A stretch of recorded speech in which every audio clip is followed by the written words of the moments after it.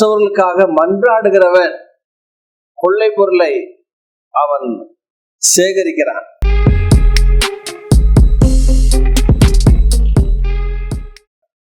மன்றாட்டு ஜெபம் திரளான கொள்ளை பொருளை உங்க வாழ்க்கையில கொண்டு வரும்.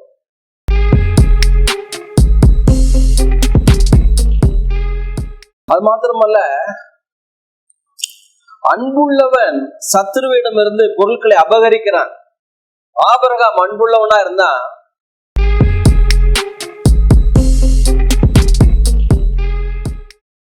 எல்லா சத்துருக்கள்ட்ட இருந்து கொள்ளை பொருளை அவன் அபகரித்தான்னு ஆதியாகமம் 14 அதிகாரத்துல இருக்கு.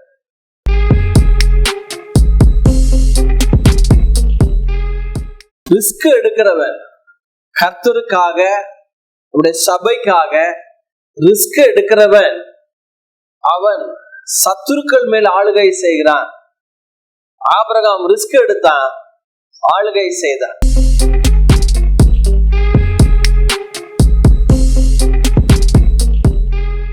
இந்த மாதம் முழுவதும் தாவீதின் கொள்ளை, யோசபாத்தின் கொள்ளை, இதனால ஆபிரகாமின் கொள்ளை என்கிற பொருளிலே நான் உங்களோட பேச விருப்பப்படுகிறேன்.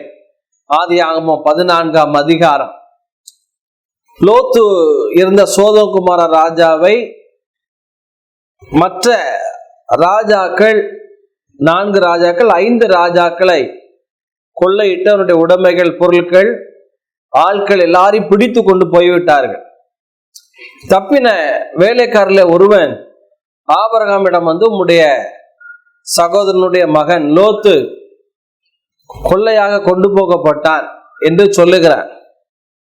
நல்ல கவனிங்க, ஆபிரகாம் ஒரு அன்புள்ள அப்பா. அன்புள்ளவன் எப்பொழுதுமே சத்துருக்களிடமிருந்து அபகரிக்கிறான். தன் சகோதரனுடைய மகன் லோத்து கொள்ளையாக கொண்டு போகப்பட்டான் என்று கேள்விப்பட்ட மாத்திரத்திலே ஆபிரகாம், கவனிங்க, ஏற்கனவே லோத்துக்காக ஜெபித்து கொண்டிருக்கிறான். நீங்க ஏற்கனவே ஜனங்களுக்காக, மற்றவர்களுக்காக ஜெபித்து கொண்டு இருப்பீர்களானால் அங்க இருந்து வருகிற முதல் செய்தி நஷ்டம். அங்க இருந்து வருகிற முதல் செய்தி கொள்ளை போய்விட்டது. அங்க இருக்கிற முதல் செய்தி இழப்பு. இப்படிப்பட்ட செய்திகள் வரலாம். ஆனால் சகோதரன் கொள்ளையாடி கொண்டு போகப்பட்டதை 14 ஆதியாகமம் கேள்விப்பட்ட உடனே அவன் ஏற்கனவே தன்னுடைய வீட்டில் இருந்த 318 பேர், உடன்படிக்கை செய்த பக்கத்தில் உள்ள சில சின்ன ராஜாக்கள் எல்லாரையும் வேதம் சொல்ல அவன் ஆயுதம் தரிப்பித்தான். ஏற்கனவே அவர்களை பழக்க வைத்திருக்கிறான். பவுல் சொன்னது போல, எந்த மனுஷனையும் கிறிஸ்து இயேசுக்குள்ளாக தேறினவனாக நாங்கள் நிறுத்தும்படி அவரையே போதித்து, அவரையே காண்பித்து நாங்கள் அவர்களை தேர்ச்சி அடைந்தவர்களாய் நிலைநிறுத்துகிறோம் என்று பவுல் சொல்லுகிறான். ஏற்கனவே நல்லா கவனிங்க, இந்த ஆயுதம் தரிப்பித்தல் என்றால் ஏற்கனவே தன் சகோதரர்களாகிய லோத்துக்கு அவன் ஜெபித்து கொண்டே இருக்கிறான். இஸ்மவேலுக்கு ஜெபித்தான், ஈசாக்குக்கு ஜெபித்தான். ஆபிரகாம் மற்றவர்களுக்காக மன்றாடுகிறவன். மற்றவர்களுக்காக நீங்கள் மன்றாடு பொழுதுதான் அவர்களுக்கு ஆசீர்வாதமாய் கர்த்தர் ஒரு குறிப்பிட்ட காலத்தில் உங்களை உயர்த்துவார். அவர்களுடைய பிரச்சனை உங்களிடம் வருகிறது. இவன் ஏதோ வலுக்கட்டாயமா போய் பஞ்சாயத்து பண்ணுவதற்காக அல்ல, இடுக்கணிலே உதவவே சகோதரன் பிறந்திருக்கிறார். ஆபிரகாமுக்கு உள்ள சிந்தை என்னவென்றால், கிறிஸ்து இயேசுவில் இருந்த சிந்தையே ஆபிரகாமுக்கு இருந்தது. அவனவன் தனக்கானவைகளை அல்ல, பிறருக்கானவைகளை நோக்குவானாக. பலமுள்ள சகோதரன் பலவீனமுள்ள சகோதரனை தாங்க கடவன், திடன் சொல்ல கடவன். பலவீனப்பட்ட சகோதரனை குற்றப்படுத்தாதிருப்பீர்களாக. வேதம் சொல்ல, ஒருவன் உங்களில் சோதனையில் அகப்பட்டால் அவனை சாந்தமுள்ள ஆவியோடு அவனை சீர்பொருந்த பண்ணுங்கள், நீயும் சோதிக்கப்படாதபடி எச்சரிக்கையாயிரு. நல்ல கவனிங்க, இந்த ஆபிரகாம் ஜனங்களுக்காக மன்றாடுகிறவன், குடும்பத்துக்காக மன்றாடுகிறவன், தேசத்துக்காக சோதோம் குமாரக்காக மன்றாடினவன், திறப்பிலே நிற்கிறவன். ஆண்டவர் 50 நீதிமான்கள் நிமித்தம் ஆண்டவரே எங்க பட்டணத்தை அழிக்காதிருக்கேன் ஆண்டவரே. அப்ப நல்ல கவனிங்க, மன்றாட்டு ஜெபம். ஐயா, திறப்பிலே அவன் நின்றவன், மற்றவர்களுக்காக மன்றாடுகிறவன். அவன் வாழ்க்கையிலே அப்படி மன்றாடி கொண்டே இருக்கிறான். ஆபிரகாமுடைய வாழ்க்கையில் அபிமெலேக்குக்காய் மன்றாடுகிறான், லோத்துக்காய் மன்றாடுகிறான், பார்வோனுக்காய் மன்றாடுகிறான். அவன் ஒரு தீர்க்கதரிசி என்று கர்த்தரே அவனை குறித்து சாட்சி சொல்லுகிறார். இவனுடைய சிறையிருப்பு நீங்கள் ஆதியாகமம் 20, 18, 21 பாத்தீங்கன்னா இவனுடைய குழந்தை இல்லாத அந்த தன்மைகள் மாறி இவனுக்கு சிறையிருப்பு மாற்றப்படுகிறது. யோபு தன் சிநேகிதருக்காய் ஜெபித்தான், அவனுடைய சிறையிருப்பு மாற்றப்பட்டது. மற்றவர்களுக்காய் மன்றாடுகிறவர்கள், அருமையான தேவனுடைய பிள்ளைகளே, அவர்கள் கொள்ளை பொருளை சுதந்திரிக்கிறார்கள். யோபு தன் சிநேகிதர்களுக்காய் ஜெபித்தான், கர்த்தர் அவன் சிறையிருப்பை மாற்றினார். யோபு புஸ்தகம் 42ஆம் அதிகாரம் கடைசி 10 வசனத்துல பாத்தீங்கன்னா, யோபுடைய சகோதரிகள், அவனுக்கு தெரிந்த நபர்கள், நண்பர்கள் எல்லாரும் ஆளுக்கு ஒரு பொன் காசையும் தங்க ஆபரணங்களையும் யோபு கையில கொண்டு கொடுத்தாங்களாம். மன்றாட்டினால் வருகிற ஒரு கொள்ளை. வாழ்க்கையில கூட மற்றவர்களுக்காக நீங்கள் மன்றாடும் பொழுது, உண்மையான கிறிஸ்துவனுடைய இருதயத்தோடு அவர்களுக்காய் ஜெபிக்கும் பொழுது, அவர்களுக்காய் பரிந்து பேசும் பொழுது, அவர்களை ஆசீர்வதிக்கும் பொழுது, கர்த்தனுடைய சிறையிருப்பை மாற்றுவது மாத்திரமல்ல, மிகப்பெரிய ஒரு பொருளாதார செழிப்பு வருகிறது. நல்ல கவனிங்க. போனா போட்டோம் அப்படின்னு ஆபிரகாம் இல்ல.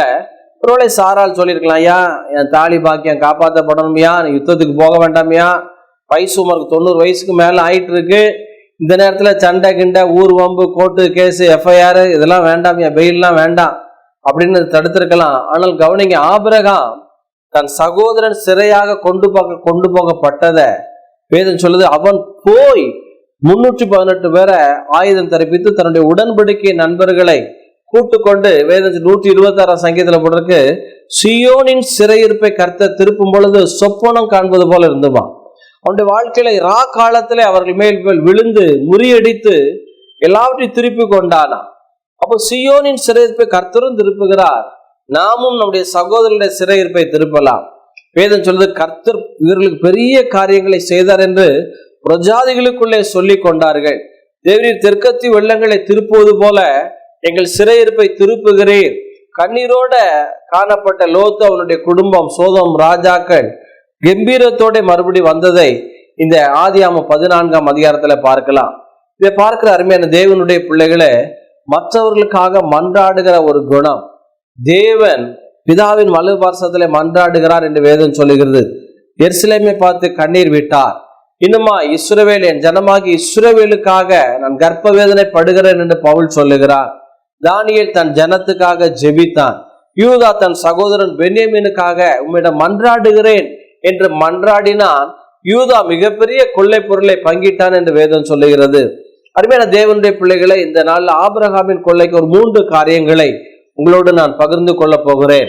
முதலாவதாய் கூட ஆபிரகாமுடைய வாழ்க்கையில கொள்ளை காணப்பட மிக முக்கியமான காரணம், அவன் தேவ சத்தம் கேட்டிருக்க வேண்டும். எப்படி தாவீது எல்லாவற்றையும் இழந்து, ஆண்டவரே நான் பின்தொடரலாமா, எல்லாவற்றையும் திருப்பிக் கொள்வேனா என்று தாவீது கேட்ட மாத்திரத்துல, நீ திருப்பிக் கொள்ளலாம் என்று கர்த்தர் சொன்னார். அவ்வனமாகவே ஆபிரகாமையும் குறித்து, நீ போ, நான் உன்னோடு கூட இருக்கிறேன், உலகத்துல இருக்கிறவனிலும் உன்னில் இருக்கிறவர் நான் பெரியவர், நீ எல்லாவற்றையும் திருப்பிக் கொள்வாய் என்று சொல்லி ஆபிரகாமோட கர்த்தருடைய சத்தம் கேட்கிறவனாய் காணப்பட்டார். இதை பார்த்து கொண்டிருக்கிற தேவ பிள்ளைகள், உங்க வாழ்க்கையில இழப்புகள் வந்திருக்கலாம், உங்க வாழ்க்கையில நஷ்டங்கள் வந்திருக்கலாம். ஒருவேளை நீங்கள் எழுந்து போன எல்லாவற்றையும் திருப்பிக் கொள்வது மாத்திரமல்ல, எக்ஸ்ட்ரா திரும்பி கொடுக்கிற கர்த்தர். இதை பார்த்து கொண்டிருக்கிற தேவ பிள்ளைகளே, ஒருவேளை சரீர சுகத்தை இழந்திருக்கலாம், குடும்ப சமாதானத்தை பிசாசு பறித்து கொண்டு போயிருக்கலாம், குடும்பத்தில் உள்ள வருமானங்களை, குடும்பத்தில் உள்ள சந்தோஷமான நிகழ்ச்சிகளை, குடும்பத்தில் உறவுகளை பிரித்திருக்கலாம், கொள்ளை கொண்டு போயிருக்கலாம். ஆனால் கர்த்தர் எல்லாவற்றையும் திருப்பி கொடுக்கிறவர். இழந்து போனதை ரட்சிக்கவும் மீட்குமே மனுஷகுமார் இந்த உலகத்திற்கு வந்தார்.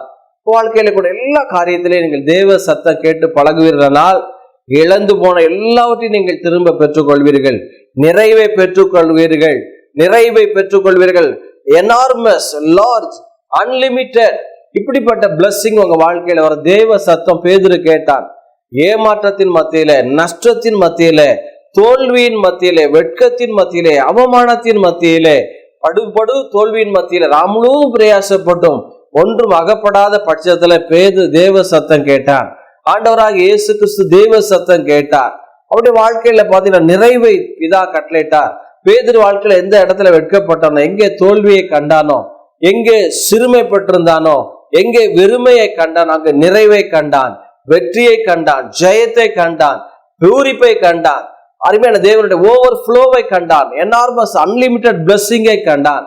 பார்த்து கொண்டிருக்கிற தேவ பிள்ளைகளை, உங்க வாழ்க்கையில கூட ஆபிரகாமை போல நீங்கள் ஆபிரகாமின் கொள்ளை வேண்டுமானால் உங்க வாழ்க்கையில தேவ சத்தம் கேளுங்கள். ஆண்டவரே, நான் போவது உம்முடைய சித்தம் தானா? பெலிஸ்தரை முறியடிக்கிறதுக்கு முன்பாக ஆண்டவரே நான் போகலாமா? ஆண்டவர் சொல்ற முசுக்கட்டை செடி வழியாய் போகலாம். தண்ணீர் உடைந்து ஓடுகிறது போல பெலிஸ்தர் ஓடி போக பண்ணினாராம். அருமையான தேவனுடைய ஆண்டவரே, எங்கே போய் குடியிருக்கலாம்? யூதாவில குடியிருக்கலாமா? இருக்கலாம். யூதாவில் எங்கே எப்ரோன்ல குடியிருக்கலாம். தேவ சத்தம் கேட்டு பழகும் பொழுது உங்க வாழ்க்கையில கர்த்தர் மிகப்பெரிய பொருளாதார செழிப்பை கொடுப்பார். இரண்டாவதாய், ஆபிரகாம் வாழ்க்கையில அவன் கொள்ளைக்கு அடிக்கிறதுக்கு மிகப்பெரிய ஒரு காரணம், மிகப்பெரிய சீமானாய் வர காரணம், அவனுடைய வாழ்க்கையில மேன் ஆஃப் இன்டெகிரிட்டி, அவன் உத்தமமாய் காணப்பட்டான். வேதம் சொல்றது, சோதம் குமாரா, நான் கர்த்தரின் ஐஸ்வர்யவாக்கனான் என்று சொல்லாதபடி மாட்டினுடைய ஒரு சரட்டையாக நான் எடுத்துக்கொள்கிறது இல்லை. அவன் உண்மை உத்தமமாய் காணப்பட்டான். உண்மை உள்ள மனுஷன் பரிபூர்ண ஆசீர்வாதங்களை பெறுவான். உண்மை உள்ள மனுஷன் எஜமானுடைய ஆத்மாவை குளிர பண்ணுவான். கொஞ்சத்திலே உண்மை உள்ளவன் அநேகத்தின் மேல் அதிகாரியாய் மாற்றுவேன். உண்மை உள்ள ஸ்தானாதிபதி என்று வேதம் சொல்லுகிறது. பார்த்து கொண்டிருக்கிற தேவ பிள்ளைகளே, வாழ்க்கையில உத்தமமாய் நடக்கும் பொழுது கர்த்தர் நன்மையை வழங்காதிரார். உத்தமமாய் நடக்கிறதுக்கு ஒரு கேடகமாய் இருக்கிறார். தம்மை பற்றி உத்தம இருதயத்தோடு இருக்கிறவர்களுக்கு தம்முடைய வல்லமை விளங்க பண்ணும்படி பூமி எங்கும் கர்த்தருடைய கண்கள் உலாவிக் கொண்டிருக்கிறது. உத்தமனுக்கு கர்த்தர் துணையாகவே இருக்கிறார். அருமையான தேவ பிள்ளைகள், ஆபிரகாம் வாழ்க்கையில இந்த ஆபிரகாமின் கொள்ளையடிக்க மிக முக்கியமான காரணம், அவன் சோதம் குமார பொருட்களை ஒன்றும் எடுக்கல, ஆனா எதிரினுடைய பொருட்களை அவன் எடுத்தான் என்று வேதம் சொல்லுகிறது. மூன்றாவது, அவங்க வாழ்க்கையில முதலாவது நான் சொன்னேன், அவன் இரண்டாவது உத்தமம், அவன் மேன் ஆஃப் இன்டெகிரிட்டி என்று சொன்னேன். முதலாவது ஆபிரகாம குறித்து உங்களுக்கு நான் சொன்னேன். மூன்றாவதா உங்க வாழ்க்கையில அருமையான தேவனுடைய பிள்ளைகளை சொல்லுகிற ஒரு முக்கியமான காரியம் என்னவென்றால், கர்த்தருக்கு கொடுத்தான் ஆபிரகாம். எபிரேயர்ல வருது, கொள்ளையடித்த எல்லா பொருட்களிலும் அவன் தசம பாகம் கொடுத்தான். யாருக்கு கொடுத்தான்? மெல்கிசேதேக்குக்கு கொடுத்தான் என்று வேதத்துல நம்ம பார்க்கலாம். மெல்கிசேதேக் அவனை அப்பமும் ரசமும் கொடுத்து அவனை ஆசீர்வதித்தான். காரணம், ஆசீர்வதிக்கிறவன் பெரியவன், ஆசீர்வாதத்தை பெற்றுக்கொள்கிறவன் சிறியவனா இருக்கிறான். சிறியவன் பெரியவனாலே ஆசீர்வதிக்கப்படுகிறான். ஆபிரகாம் எல்லாவற்றிலும் தசம பாகம் கொடுத்தான். அப்ப அருமையான தேவனுடைய பிள்ளைகளை, மிகப்பெரிய ஒரு பொருளாதார செழிப்பு உங்க வாழ்க்கையில வர வேண்டுமானால் முதலாவது சொன்ன தேவ சத்தம் ஆபிரகாம் கேட்டான். இரண்டாவதாய் மேன் ஆஃப் இன்டெகிரிட்டி, உண்மை உள்ளவனாய் இருந்தான். மூன்றாவது, கர்த்தருக்கு ஏராளம் தாராளமாய் கொடுத்தான். உங்க வாழ்க்கையில பொருளாதார செழிப்புக்கு அடிப்படை காரணம், கொஞ்சத்துல நீங்கள் உண்மை உள்ளவர்களா இருக்கும் பொழுது அநேகத்தின் மேல் கர்த்தர் உங்களை அதிகாரியாக மாற்றுவார். கர்த்தருக்கு கொடுப்பதிலே வாரி இறைத்து விருத்தி அடைவாரும். ஒன்று, எவன் தண்ணீர் பாய்ச்சுகிறான் தண்ணீர் பாய்ச்சப்படும், பெருக விதைக்கிறவன் பெருக அறுப்பான். உன் ஆகாரத்தை தண்ணீர் மேல் போடு, அநேக நாட்கள் பலனை காண்பாய் என்று சொன்ன கர்த்தர், அம்மிக்கு குளிக்கு சரிந்து விழும்படி உங்கள் மடியிலே கொட்டுவார்கள் என்று கொடுங்கள், அப்பொழுது கொடுக்கப்படும் என்று வேதம் சொல்லுகிறது. வாழ்க்கையில் ஆபிரகாம் கர்த்தருக்கு ஏராளம் தாராளமாய் கொடுத்தான். வேதம் சொல்லுகிறது, அவன் சீமானாக இருந்தான் என்று வேதம் சொல்லுகிறது. எங்களுக்குள்ளே Mahaprabhu, you are the Prince among as.